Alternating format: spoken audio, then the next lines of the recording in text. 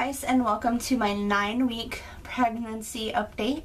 First, I'd like to say please excuse my hair and my clothes. I just got out of the shower and I'm not wearing any makeup and I didn't feel like putting any on, so please excuse all of that. This is what the baby looks like at week 9.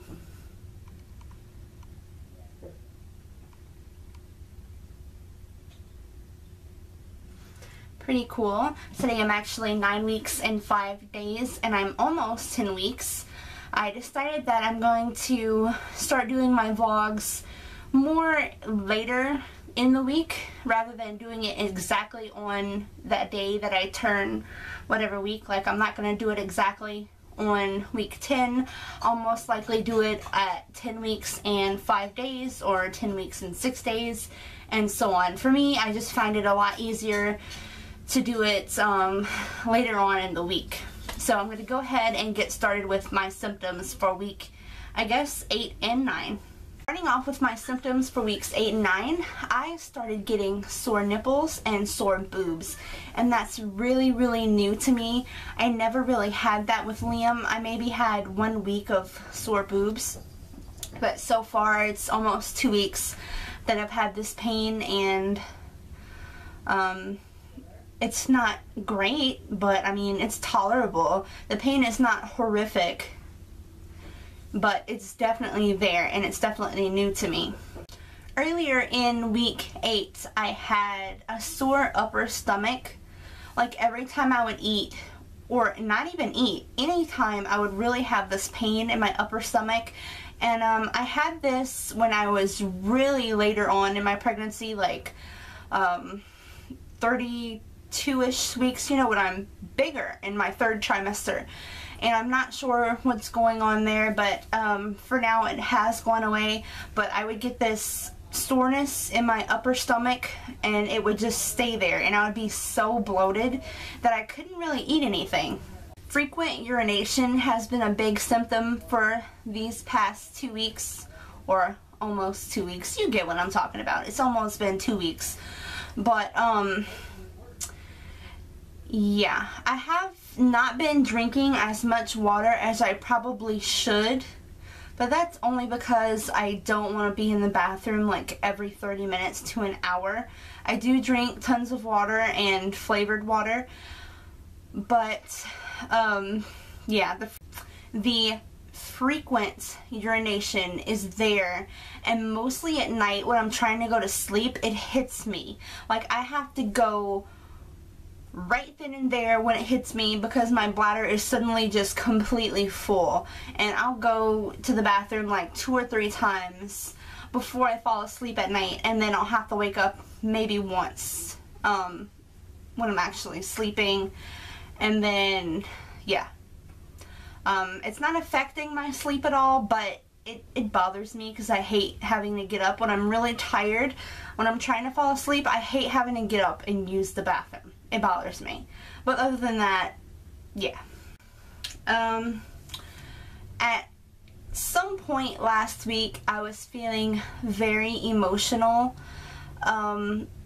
My emotions would range from sadness to depression to feeling weepy.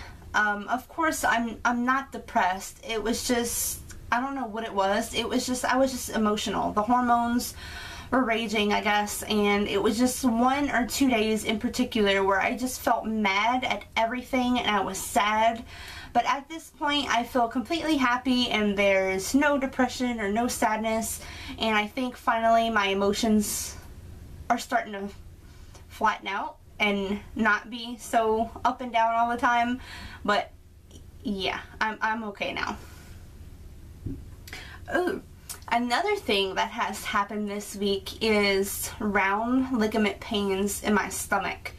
I can just be laying there and try to roll over, and I get this like stretching feeling or a pinching feeling in my stomach, and I don't have it anywhere else in my body. It's just the round ligament pains in my stomach. Another symptom this week has been fatigue and having no energy. Like as soon as I wake up, I want to just lay there in bed. But obviously with an almost 2-year-old, I can't do that. He is so energetic. He wants to get up and run around the house and play with his toys. So I pretty much have energy to get up, fix meals for my family, do a little housework, and trust me, my housework has been lacking. I have not been keeping up with anything.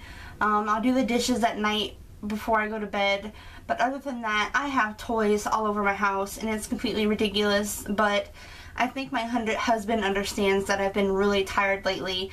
I of course have to take a nap when my son takes a nap. I can't even stay up throughout the day without taking a nap. I just can't. I'm so tired. And the last thing I want to talk about, it's not exactly a symptom, but it's really exciting to me. I have a home Doppler, a Sonnaline B fetal Doppler that I've been having since I was pregnant with Liam. And I kept trying to find the heartbeat since I was like 6 weeks pregnant, I believe. Because some people are actually lucky enough to hear heartbeat at that point. But anyway, I found the heartbeat for the first time when I was 8 weeks and 2 days. So a little over a week ago. And then I found the heartbeat the next day in the same spot. And the heartbeat registered at 162 beats per minute.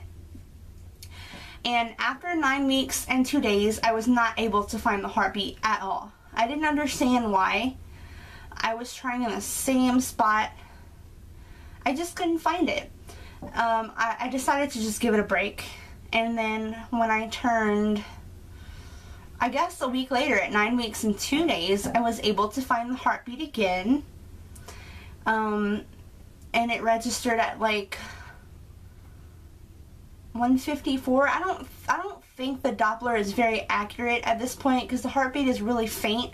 I'm going to try to get a video and insert it at the end of this video. I'm going to get a clip of it and insert it so you can hear.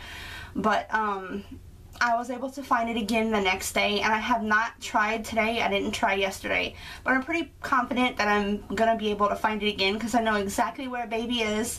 I put the Doppler right at my pubic bone, and it's ever so slightly to the right, maybe half an inch to the right of my belly button.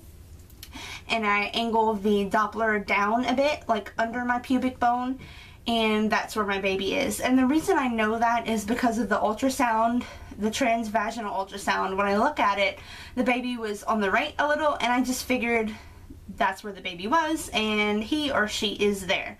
So I'm gonna try my best to insert a clip. It's really hard to do the Doppler with my son like crying or fussing or wanting to kiss his baby. That's what he calls it. That's his baby in my tummy, and he always kisses my tummy. I don't think he fully understands, but he partially understands that mommy has a baby in her tummy, and he loves the baby. I think he's really excited, and he's gonna be excited to be a big brother. So I think that's all for my symptoms this week. My battery's dying for some reason. My battery is always dying when I try to do these videos, so I'm gonna go ahead and insert a clip of my weight right now. And here is my belly shot for week 9.